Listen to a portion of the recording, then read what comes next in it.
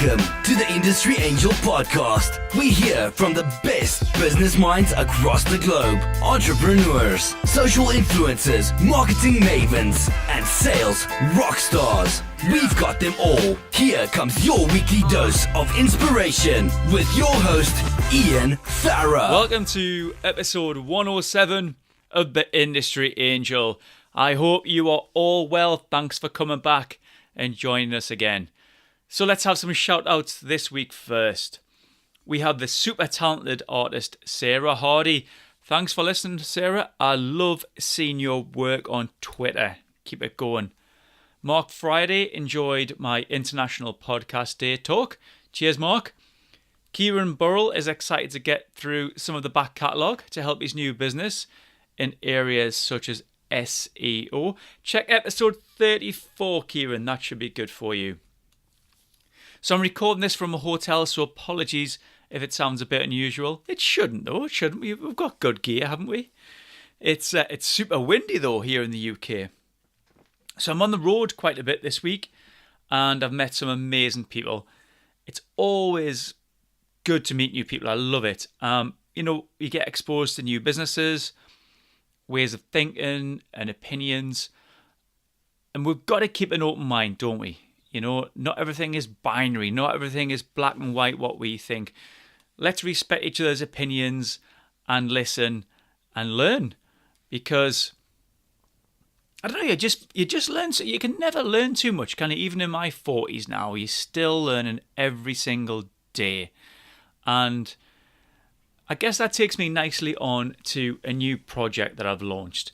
So what I'm going to do is, in the next year, it's going to be a push, I'm going to volunteer my time 101 times. Okay? Now, there's a reason why I'm doing this. Yes, as I say, you're learning. I meet new people. I want to make an impact. I want to give what I can. And essentially, I just want to get stuff done. I just want to do more. You know, we've got one life. We always talk about this on this show. Life's too short. Let's get this done. And I'm going to capture this all, 101, and I'm going to share with you by writing a book. I am so accountable to you guys, you know. I'm just throwing it out there because once I tell you, it's got to happen. So Angel Nation, I'm going to write a book over this next year, and I'm going to write a few pages on each one of the 101 things that I do. And I've done quite a few already, and I'm learning so much already. So, for instance, I've took part in an art project. No, I wasn't one of them naked models. Can you imagine that? I've ran the Great North Run for charity. Spoke to ex-forces members about careers. I've replaced seats at the Stadium of Light football stadium here in Sunderland. Last week we had great fun taking part in a litter pick with an awesome bunch. So we'll be hearing about them in this episode, actually. So we'll hear from them later. And I've got Team Angel Paul. He's coming along for the ride too. He's not getting away with it. And yesterday we hiked 6 miles along Moorland and maintained a bit of the Cleveland Highway. So we set off with our tools, you know, our spades and gloves and volunteer vests. And we trimmed back foliage and dug out drainage channels. And we were there all day. We only saw a handful of people. It was really quiet up there. It was amazing. Beautiful day. The sun was shining. But we both spoke in depth about our businesses. You know, the challenges we were facing. A lot about values. We spoke a lot about our values, and we're really aligned when it comes to our ethos, Paul and I. And we discussed business folk that we see who maybe might put money first and clients and results second, and we kind of explored who was right or wrong there. But you know, I'll always go back to what my dad always said, and I've said this a few times: you've got to look at yourself in the mirror. And I know Paul and I are getting a bit tree huggy lately, but it's short-termism for me to follow the money. If you know it isn't right for the customer or the end user, you can't do it, surely. Not just for a quick buck, eh? So, but it felt amazing getting off the hamster wheel and talking things out. So with this in mind, I've been threatening for a while to create a corporate retreat. think I probably mentioned it for about a year now. I'm so behind, aren't I? You know, I keep talking about this, but I'm going to get it done. Again, accountability. Let's get this done next spring. I'll take a bunch of you away for a few days and we'll explore our challenges, careers, our goals. We'll do something physical and let's get some trust together. We'll play some games, we'll do some bushcraft maybe, and no doubt we'll share some stories and laughs and tears. But we'll share and change our lives as well. That's what I want. I want you guys firing on all cylinders with a healthy mind and a healthy body. So we've got to get off the hamster wheel just like I did yesterday and chat with a friend and counsel each other really about some stuff that's going on. I'm concerned that a few of you might burn out. Some of the messages I've had, you're really pushing hard and you need to kind of take a rest as well. So if you're interested, you can shoot me a message, host@industryangel.com. So, this 101, it's already exposed me to some new ideas, okay? If you'd like me to get involved in your initiative, drop me a message and let me know. It could make it into the project and subsequently into the book. Here in the UK, the estimated value of output of 765,000 volunteers is £23 billion. The charity sector's income hits £47 billion. I'm getting pretty hooked on this, so let me know if you're volunteering, and if you aren't, I encourage you to take the leap. So, back to the litter picking. I took my audio equipment along to capture just why these volunteers are making a difference. Okay, so we're here at the Litter and Laugh Walk with Angela Todd. It is Angela Todd. The founder? Yes, that's correct. Only you founded it? Yes, it was me, yes. Little old me. Right, okay then. So, why are we doing this? Well, why not, firstly? Okay. Truthfully, it's twofold. I'm really passionate about making sure that our sea and land animals are not put in any danger, which they are, as everybody will know from the plight of the situation we have at the moment with littering, defenceless animals being killed, maimed, injured. So the Litter and Laugh was all about getting the community together, firstly, to combat this problem we've got. Littering, because I'm proud of the place that I live, South Tyneside is one of the most beautiful places on the Northumberland coast, and I don't want to walk across the street and go to the beach and have to step over litter. Mainly it's got to be the animals, that's the main passion, but lots of other reasons as well.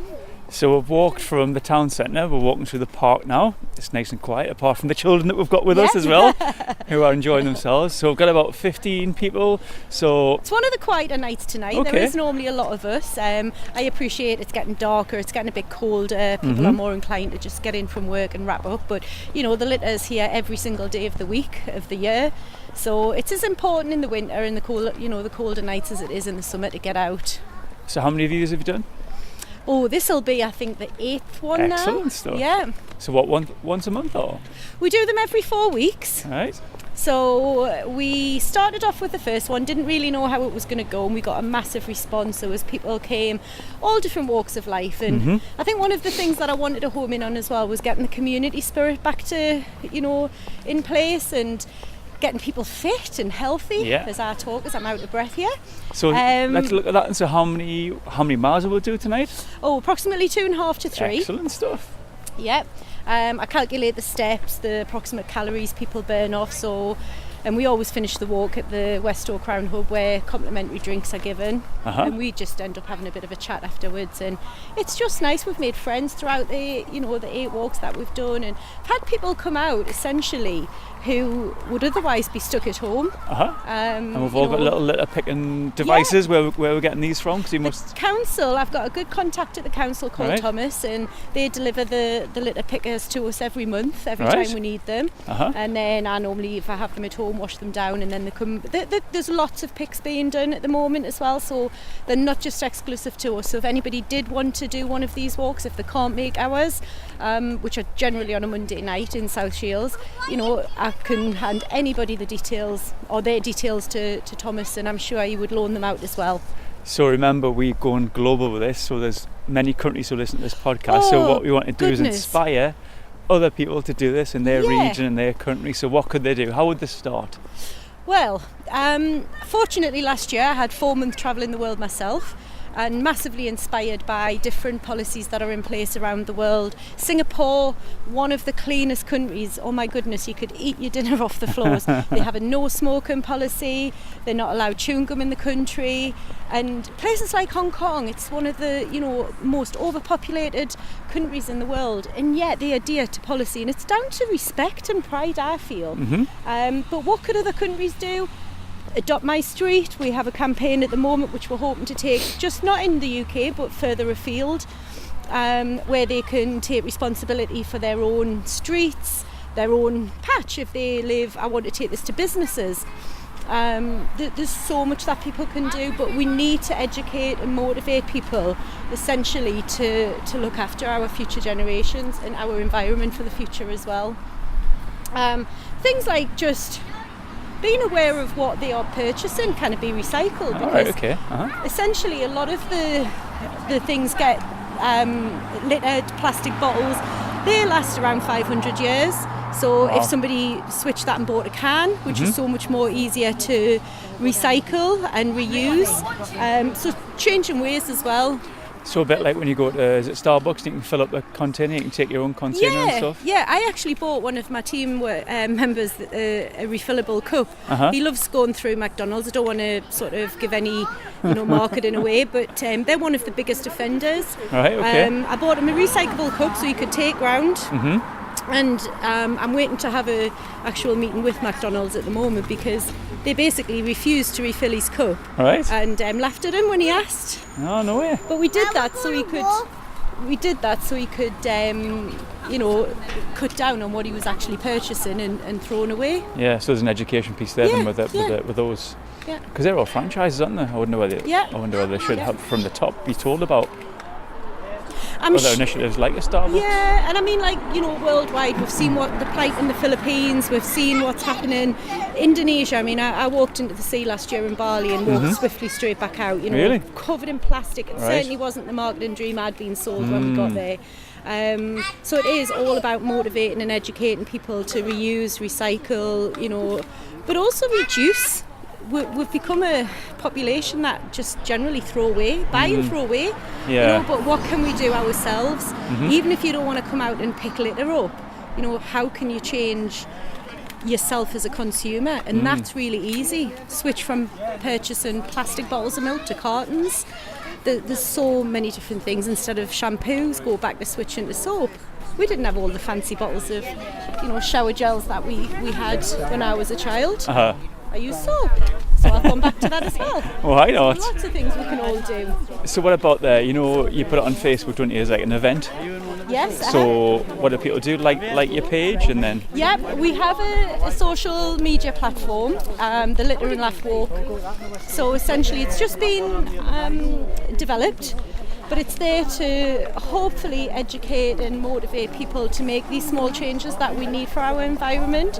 It would be grateful if anybody who is social media savvy and on Facebook hops onto the page, finds it, Litter and Laugh Walk, essentially likes it, and then they can help share all of these ideas. Likewise, if they're not in this country or this area, they can find their local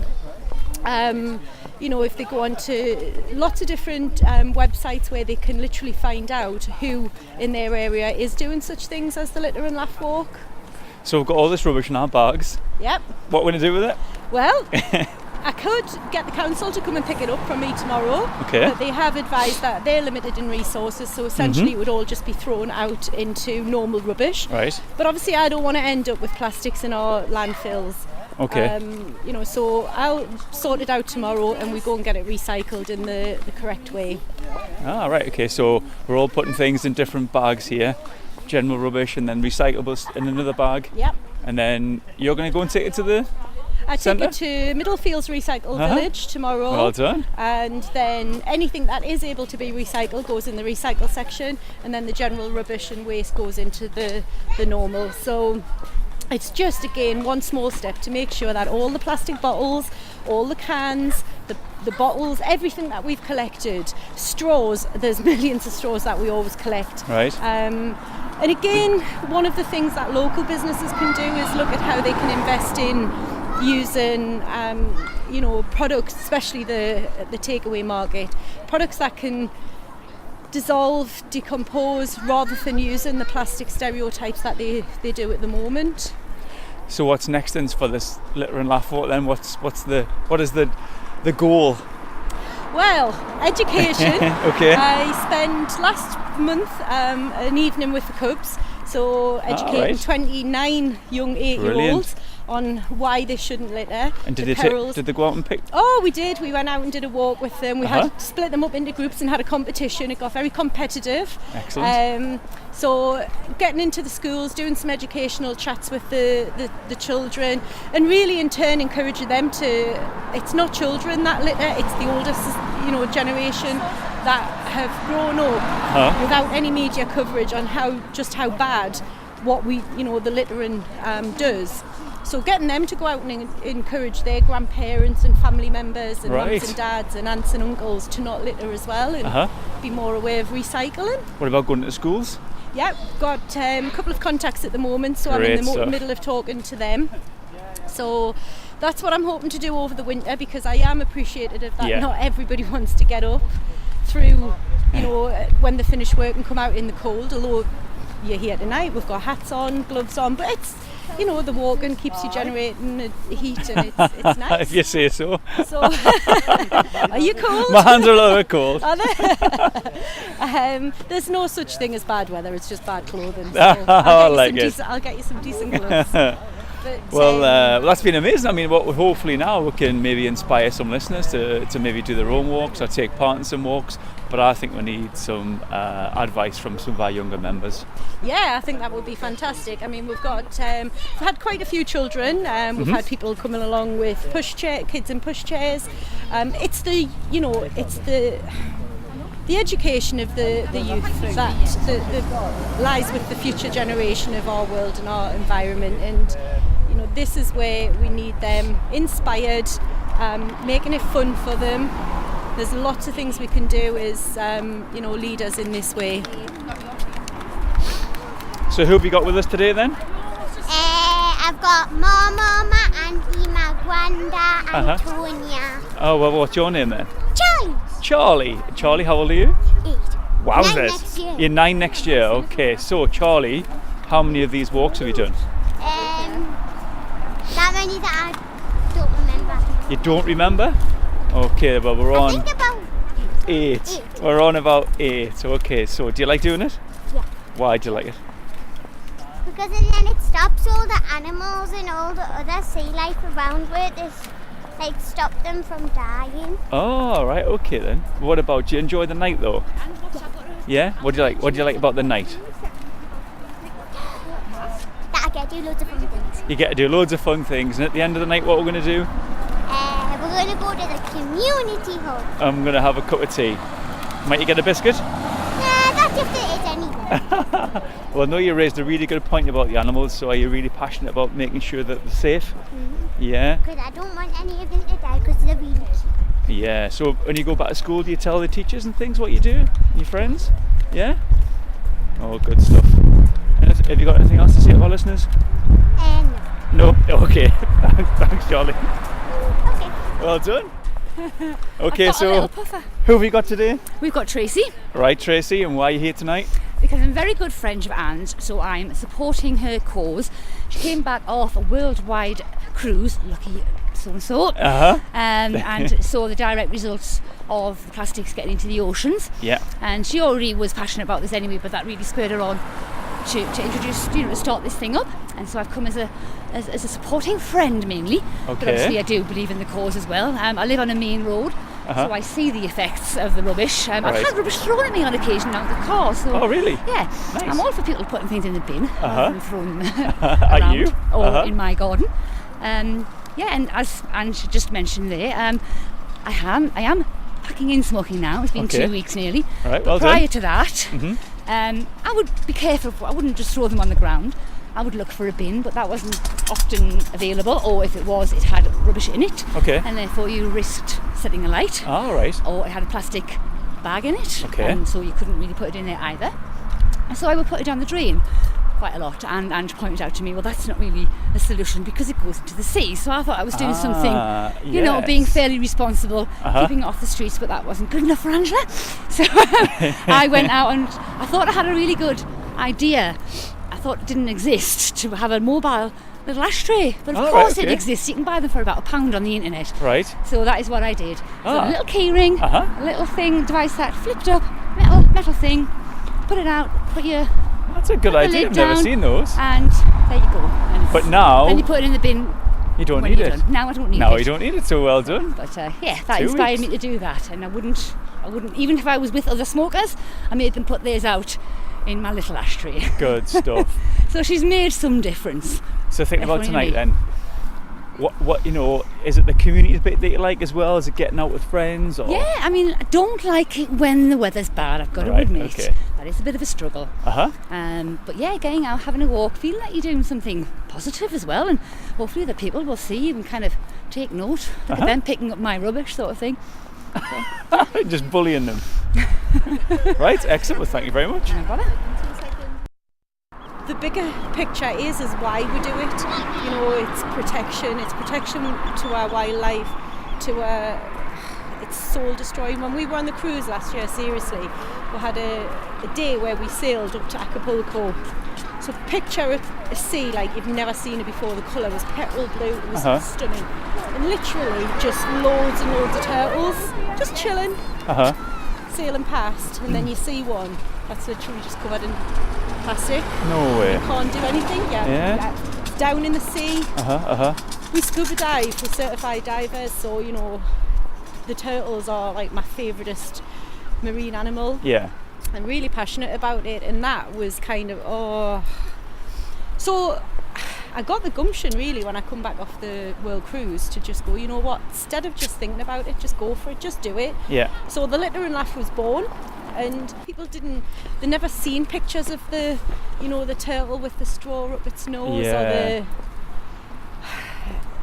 the whale cut open with all the plastic. We've had a beach, I think it was a small beach sea lion up on the coast last year, and that was opened up with plastic. Right. So this isn't just worldwide, it's everywhere. Yeah. And it's tragic. But another thing is, I've picked up litter since I was a kid because an old lady told us I had to. Oh, no way. Yeah. That stuck with you. Completely. Yeah. And that was a respect thing and a pride thing, as I said earlier, the pride in the community. I love beautiful things, and litter to me is not beautiful. So if I can pick it up and make the outside environment nicer for other people and stop it from getting into the seas, all the better. Thanks to Angela Todd and the Litter and Laugh Walk. So this week's call to action: what can you do to give back? Can you volunteer at the Scouts, Guides, apply to be a school governor, go and visit some of our older people and learn from the best, take part in a charity event, work in a food bank, give blood, coach a sports team, mow someone's lawn, deliver food to a neighbour? Come on, let's get this done. I want us all to make a difference. I know some of you guys are volunteering. Can you do more? You guys are bloody amazing at this, and you've got so much to give. Let's do this together as a community, as like-minded friends. Let's see what we can do together. The Angel Nation, everyone listening to this now, message me, let me know if you're volunteering. Let me know if you've done something different following this. I want to see if it's made an impact. Go make some arrangements. Tell me about it. Don't just listen and think, yeah, I should really do that. Google blood donors right now, or when you get back to your desk. Go and collect some of your clothes and drop them in for charity. It's just so simple, and I know we can put this stuff up. I want you to get it done this week, okay? Email me, let me know, and I'll share some of our messages. So, my friends, until next time, I'm Ian Farrer. This is the Industry Angel, and go make a difference.